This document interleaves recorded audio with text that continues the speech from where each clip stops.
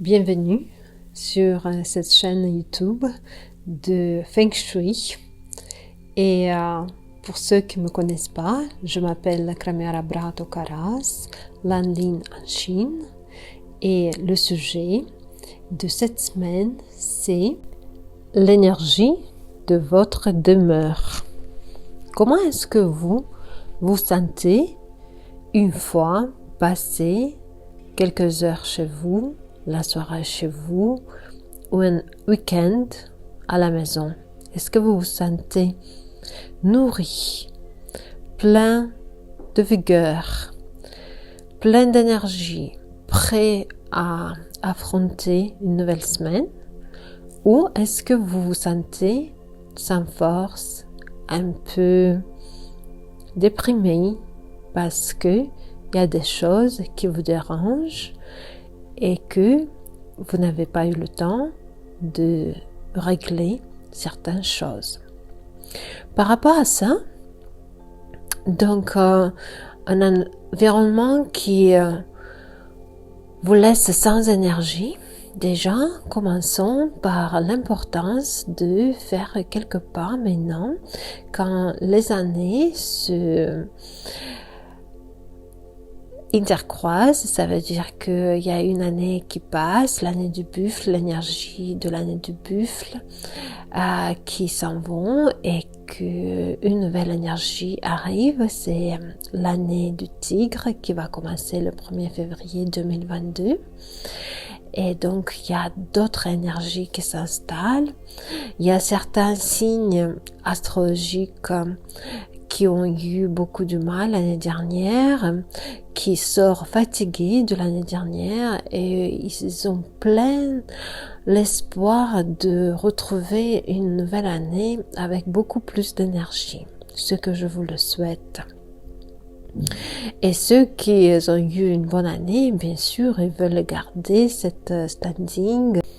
On va s'en servir du Feng Shui pour régler la situation dans laquelle on est déprimé dans notre maison parce qu'il y a des choses qui nous dérangent.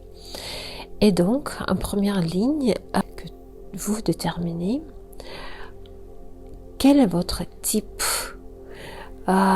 Est-ce que vous êtes conservateur de nature ou est-ce que vous aimez bien les espaces épurés, les espaces minimalistes?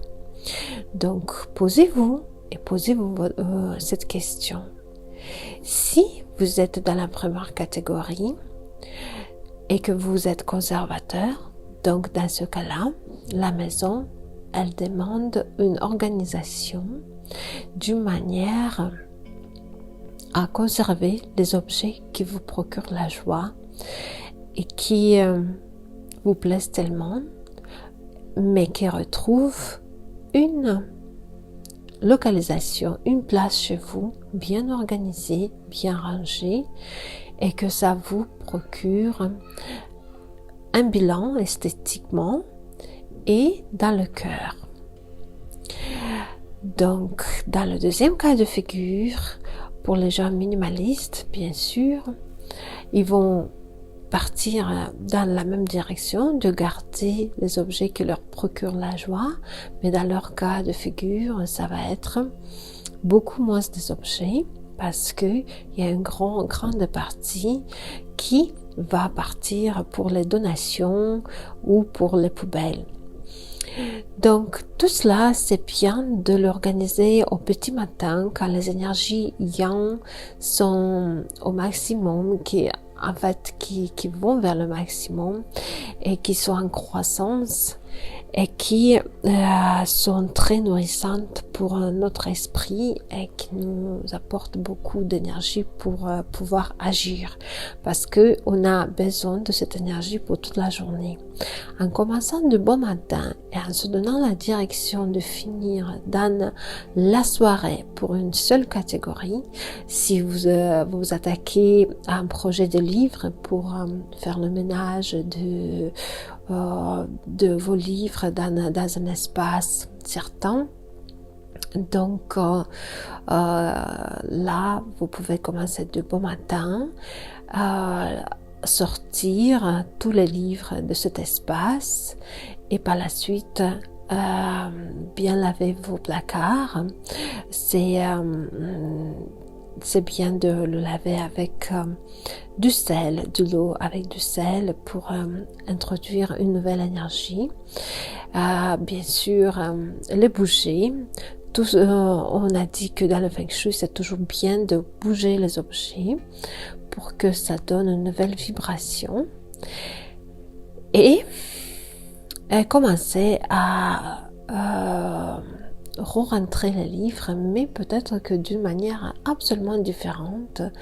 Donc c'est la manière que vous plaît aujourd'hui et que vous l'avez jamais essayé auparavant et que vous avez une nouvelle structure. Et c'est celle d'aujourd'hui et c'est la vôtre.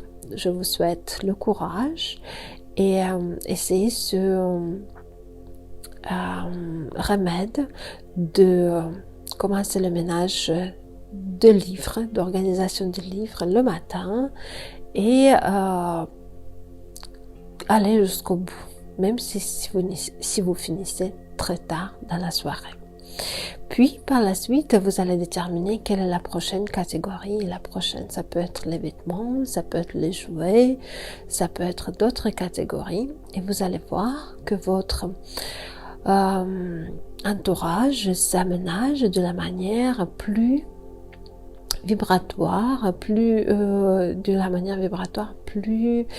alignée avec vous et que ça vous procure beaucoup plus d'énergie, de joie et de confort. Si vous êtes minimaliste, vous procédez de la même manière. Il suffit de commencer de bon matin, organiser des objets par catégorie, soit c'est des livres, soit c'est des vêtements, soit c'est des objets qu'on expose dans la maison. Vous choisissez une catégorie, vous sortez les objets d'un environnement et par la suite on bouge les meubles et on fait la poussière avec le sel et aussi dans les deux cas de figure j'indique la musique. La sonorité, ça peut être le piano, ça peut être les cloches, ça peut être la musique relaxante, ça peut être aussi les prières tibétaines. Choisissez les vibrations qui vous conviennent pour vous permettre de vous focaliser le maximum pour y aller dans la joie et dans la créativité. Voici donc un remède simple pour augmenter l'énergie de la demeure et pour vous donner une nouvelle énergie à vous aussi, car on est en parfaite symbiose avec l'extérieur et donc en changeant l'extérieur, on change intérieurement et vice versa. Je vous souhaite une très belle semaine et à très bientôt.